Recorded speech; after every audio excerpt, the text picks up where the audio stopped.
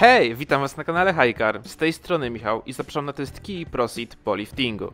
Jest to kolejny model z rodziny Seeda w nadwoziu Shooting Brake, czyli kombi z mocniej ściętą linią dachu i bagażnika, tak trochę na wzór coupé. Po jego debiucie praktycznie od razu został okrzyknięty mianem Baby Porsche Panamera, oczywiście zachowując wszelkie proporcje. Wersja GT zdążyła zdobyć miano samochodu łączącego sport z praktycznością w dobrej cenie, jednak dzisiaj niestety z powodu przerw w produkcji mam dla was tylko wersję GT Line, tylko albo aż. W tym filmie dużo będę nawiązywał do testu Kii Exceed, ponieważ pod względem technicznym są to wręcz identyczne samochody. Dobra, to zaczniemy jak zwykle od koloru. Mój egzemplarz jest w bardzo ładnym lakierze infrared, a sama gama kolorów jest mocno zróżnicowana. Z przodu możemy zauważyć nowy styl reflektorów, mały grill i lekko zmieniony zderzak z elementami srebrnymi oraz piano black. Z profilu widzimy opadającą linię dachu wraz ze ściętą klapą bagażnika, srebrne obramowanie szyb z taką płetwą rekina na słupku C, a także czarne lusterka i srebrną listwę na progach. Na koła składają się ładne felgi aluminiowe o ciekawym wzorze w rozmiarze 17 cali z oponami 225×45. I oprócz nich mamy jeszcze dwa inne wzory felg 18-calowych. Z tyłu nie za duży spoiler z super wyglądającym trzecim światłem stop w kształcie odwróconego trójkąta. Najbardziej charakterystyczny element ProSeeda, czyli listwa świetlna, ciągnąca się praktycznie przez całą szerokość samochodu, z taką małą przerwą na środku, kilka czarnych akcentów i niestety okropne atrapy wydechów ze srebrną listwą. System bezkluczykowy działa tak samo jak we wszystkich innych Kiach, czyli za każdym razem musimy naciskać przycisk na klamce. Przechodząc do wymiarów, Kia ProSeed ma 4,6 metra długości, 1,8 metra szerokości, 142 cm wysokości.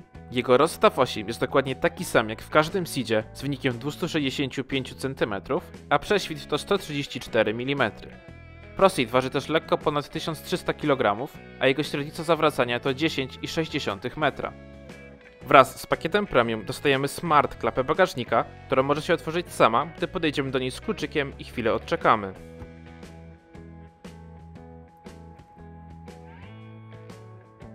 Skrywa ona bagażnik o pojemności 594 litrów. Faktycznie wydaje się być ogromny i ma regularne kształty, jednak przy pakowaniu ponad linię okien problemem będzie to mocne ścięcie. Cały bagażnik jest dobrze wykończony i ma dwa haczyki na reklamówki. Próg wyładunkowy jest tutaj całkiem spory i nie mamy opcji zmniejszenia go przez podniesienie podłogi, jednak ma ona cały ogrom schowków.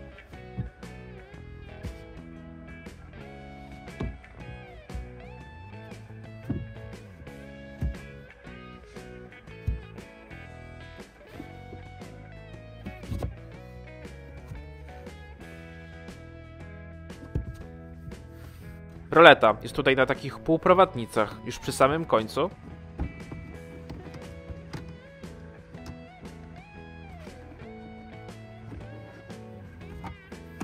I ma swoje miejsce pod podłogą. Kanapę możemy złożyć za pomocą cięgien w bagażniku w proporcjach 2/3 do 1/3, powiększając pojemność do 1545 litrów wraz z płaską podłogą. Pakiet premium umożliwia również złożenie z pozycji kanapy z samego środkowego miejsca.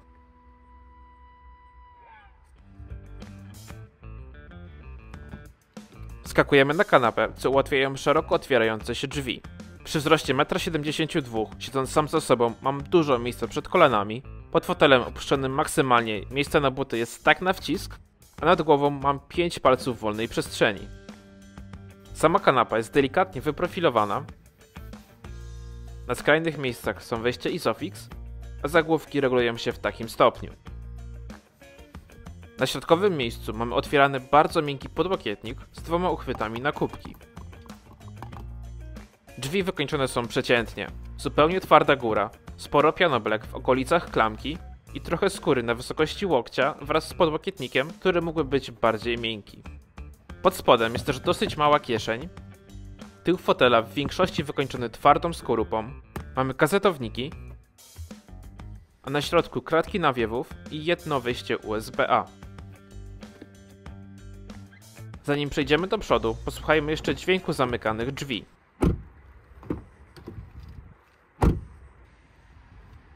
Słychać delikatną różnicę między przednimi a tylnymi, ale ogólnie jest solidnie.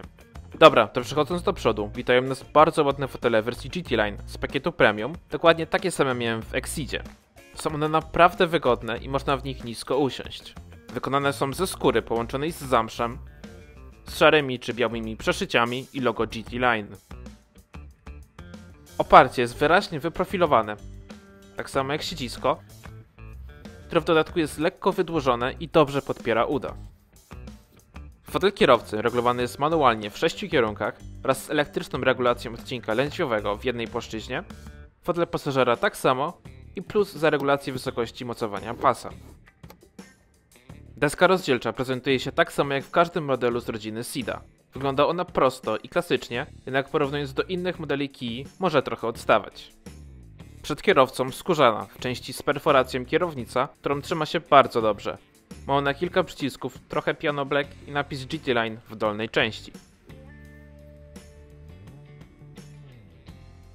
Za nią mamy zegary cyfrowe o przekątnej 12,3 cala, o których mówiłem już w każdym teście Kii na moim kanale. Tutaj nie ma żadnych różnic. Wyglądają one prosto, są bardzo przejrzyste i mają dużą nośność informacyjną. Na ekranie multimediów możemy wybrać 4 motywy ich wyglądu, nawet połączyć z trybem jazdy, których akurat w skrzyni manualnej nie ma. A będąc przy głównym ekranie multimediów o przekątnej nieco ponad 10 cali, tutaj również nie ma żadnych różnic. System jest prosty w obsłudze, ma OK grafiki i mój ulubiony ekran startowy. Pod spodem ma on 2 pokrętła i kilka dotykowych przycisków skrótowych.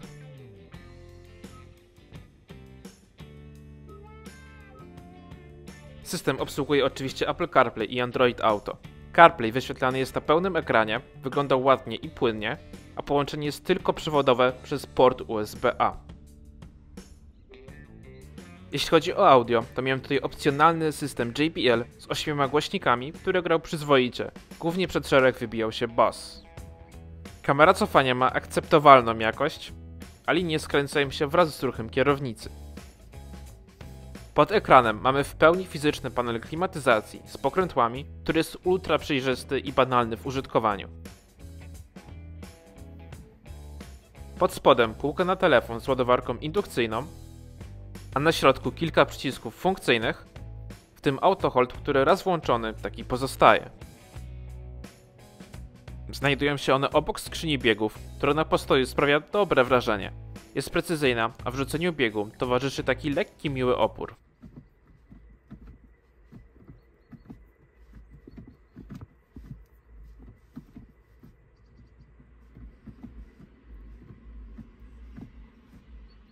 A i mamy jeszcze kilka przycisków nad lewym kolanem. Wykończenie ProSida nie przypadło mi do gustu. Fakt, góra deski rozdzielczej jest miękka, dopiero na podszybiu jest twardo.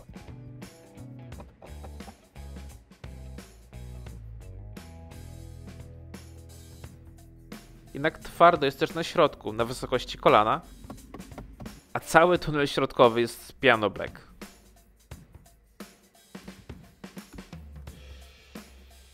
Środkowy podłokietnik jest całkiem miękki, a do tego regulowany przód-tył. Góra drzwi lekko ugina się pod palcem.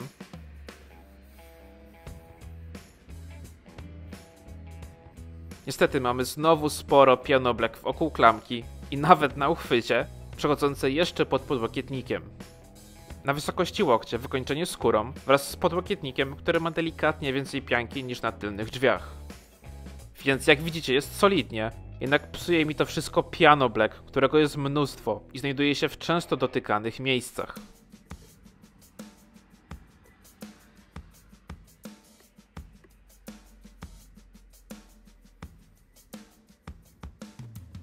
Dobra, to zobaczcie schowki i idziemy pod maskę.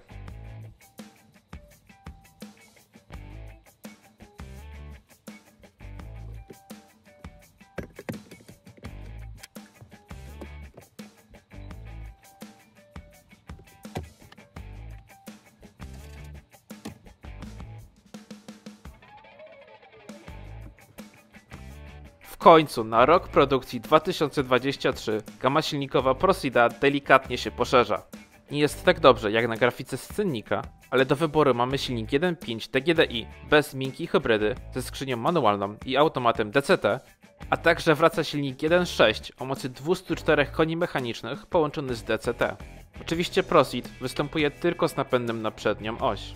Wcześniej przez dłuższy czas dostępny był tylko silnik 1.5 połączony wyłącznie ze skrzynią manualną i właśnie taki zestaw mam tutaj pod maską.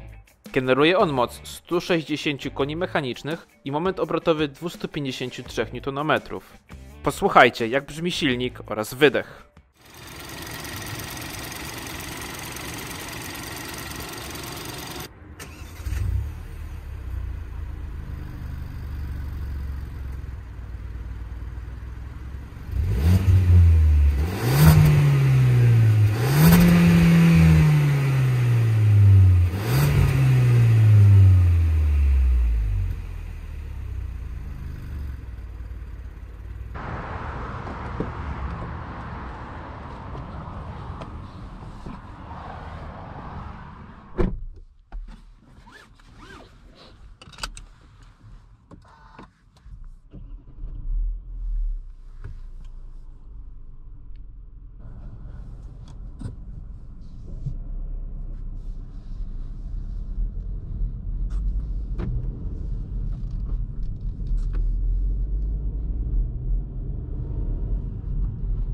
Jak słyszeliście, silnik pracuje równo, a wydech brzmi tak standardowo jak na 4-cylindrową benzynę.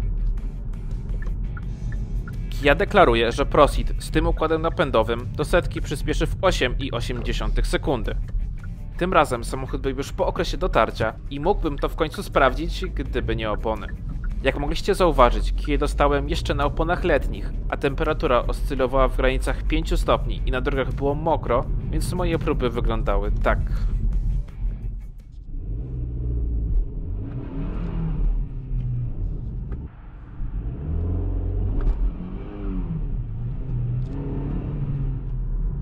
Tak więc musicie się stać na moją opinię, która nie będzie się zbytnio różniła od tego, co mówiłem w Exidzie, bo jednak jest to ten sam zespół napędowy.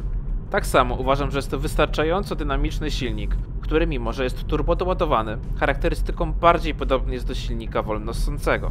Nie dostajemy takiego kopa z turbo w okolicach 2000 obrotów na minutę, tylko silnik dosyć liniowo rozwija swoją moc. W mieście jest on naprawdę dynamiczny, i nie widać, żeby jakoś specjalnie męczył się nawet przy prędkościach autostradowych.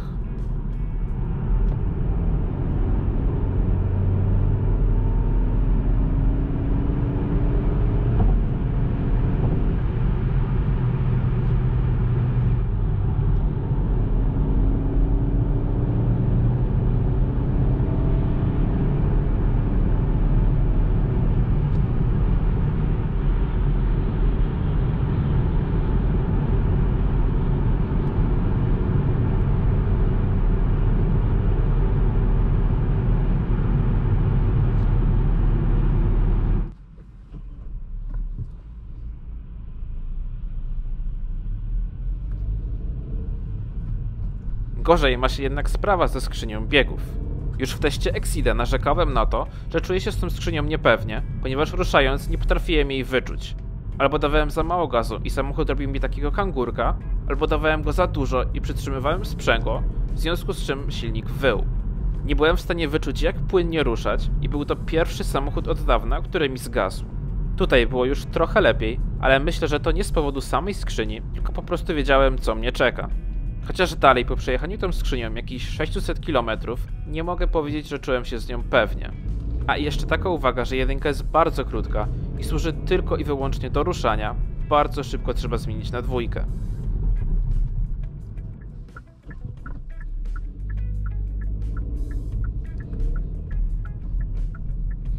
Dobra, przejdźmy teraz do mocnej strony tego silnika, czyli spalania.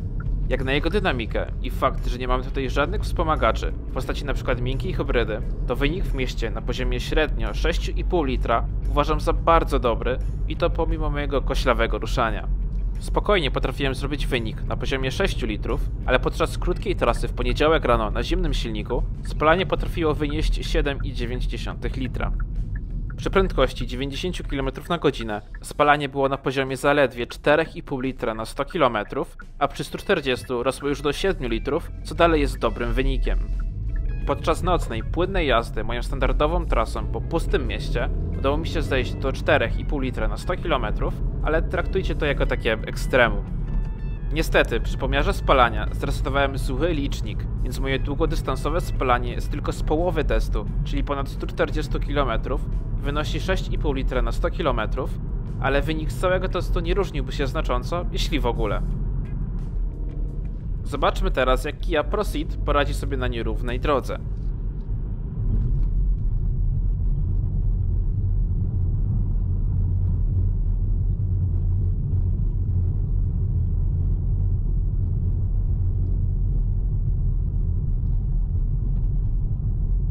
I tutaj byłem zaskoczony. Myślałem, że skoro jest to shooting brake, to inżynierowie będą chcieli wyróżnić Proceeda jako właśnie tego bardziej nastawionego na sport, a tutaj okazało się, że jest on bardziej komfortowo zawieszony od Exceeda, przynajmniej z tego co pamiętam, ale wiem, że była to jedna z pierwszych rzeczy, która rzuciła mi się w oczy. Proceed naprawdę dobrze wybiera nierówności, a przecież nie ma też jakichś balonowych opon. Przy tym prowadzi się dobrze i pewnie po zakrętach, a układ kierowniczy, pomimo mocnego wspomagania, działa całkiem precyzyjnie. Wyjedźmy teraz na autostradę.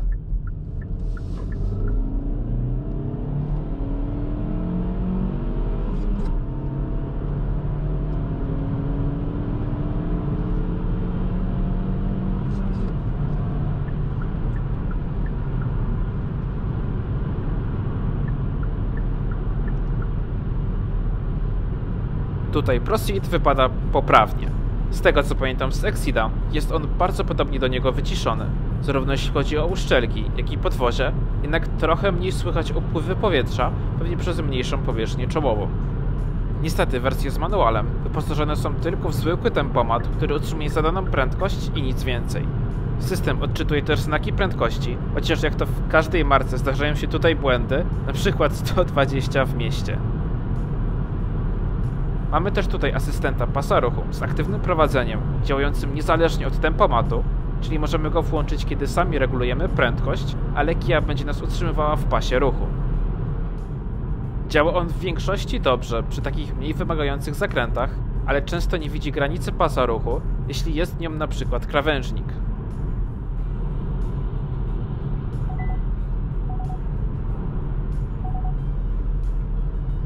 Kompletnie oblał też on mój test szykany, wypadając już na pierwszym zakręcie. Przejdźmy teraz do ujęć nocnych. Po otwarciu zamka włączają się reflektory, pod lusterkami brak lampek, oświetlone są przednie klamki, a z tyłu włączone lampy. Mam tutaj wersję bez okna dachowego, które zawiera również LEDowe oświetlenie wnętrza, więc wszędzie są żarówki. Ta w bagażniku tak sobie radzi. Na kanapie również żarówki, które jednak świecą jasno i wszystko widać. Z przodu tak samo. Zobaczmy teraz, jak podświetlone jest wnętrze po odpaleniu. Z tyłu totalnie ciemno, podświetlone tylko przełączniki do otwierania szyb. Z przodu jest oczywiście lepiej. Dobrze widoczne zegary cyfrowe, na kierownicy wszystkie przyciski podświetlone. Tak samo jak nad lewym kolanem, a na drzwiach nie widać przycisków od sterowania lusterkami. Na środku wszystko dobrze widoczne, jednak tak jak mówiłem w Exceedzie, nie jestem fanem tego czerwonego czy pomarańczowego podświetlenia, wolę standardowe białe.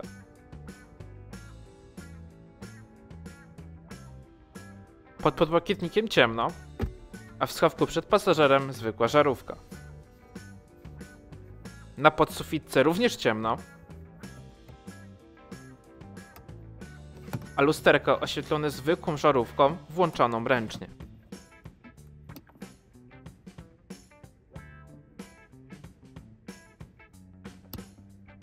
Tak wygląda oświetlenie zewnętrzne. Z przodu reflektory full LED z takim potrójnym kierunkowskazem. Na lusterku LEDowy kierunkowskaz. A z tyłu te bardzo ładne LEDowe lampy z łączącą je listwą. Wygląda to super, tylko szkoda, że jest ta mała przerwa na środku, ale na pewno będzie to tańsze w naprawie czy wymianie. Niestety, zwykłe oświetlenie tablicy rejestracyjnej psuje trochę wygląd po zmroku. Tak świecą reflektory na postoju. Są to zwykłe reflektory LEDowe z manualną regulacją wysokości, więc nie możemy się tutaj spodziewać nic specjalnego. Świecą dosyć wąsko, ale wysokość jest dobra, również na światłach drogowych. Tak prezentują się one na zupełnie ciemnej drodze i jak widzicie jest po prostu poprawnie. Wyposażone są w funkcję automatycznego przełączania pomiędzy światłami drogowymi a mijania, która działa dobrze i z dużym marginesem bezpieczeństwa. A tak prezentują się one na autostradzie. Porozmawiajmy teraz o cenie. Ceny ProSeeda zaczynają się od 124 000 złotych już za wersję GT Line, która jest bogato wyposażona z silnikiem 1.5 i manualem, a dopłata do skrzyni automatycznej to 8000 złotych. Za kolejne 11 000 dostajemy już wersję GT z silnikiem 1.6 o mocy 204 koni mechanicznych. Tak wygląda podstawowa wersja ProSeeda i jak widzicie nic jej nie brakuje, a tak w kontraście prezentuje się najdroższa konfiguracja wersji GT za 161 000 złotych ze wszystkimi pakietami za łącznie 16 000. Myślę, że dopłata do wersji GT jest jak najbardziej uzasadniona, ale jeśli chcecie wydać jak najmniej, to wersja GT Line będzie w porządku. Ja wybrałbym skrzynię automatyczną i przynajmniej pakiet technologiczny, a cena wyniosłaby wtedy 139 000 złotych.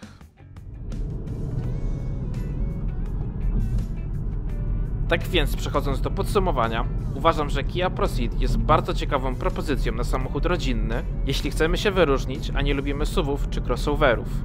Na pewno wygląda ona ciekawiej od zwykłego kombi, a praktyczność będzie tylko delikatnie gorsza, jednak dalej na pewno dużo lepsza od crossovera z tego samego segmentu.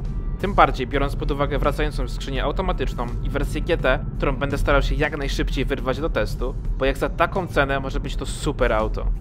Także dzięki za oglądanie. Zachęcam Cię do zostawienia subskrypcji, aby mógł testować dla Was coraz lepsze samochody. Czekam w komentarzach na Twoją opinię odnośnie Kii Proceed, a jeśli podobał Ci się ten test, to możesz zostawić łapę w górę i widzimy się w następnych filmach. Bye!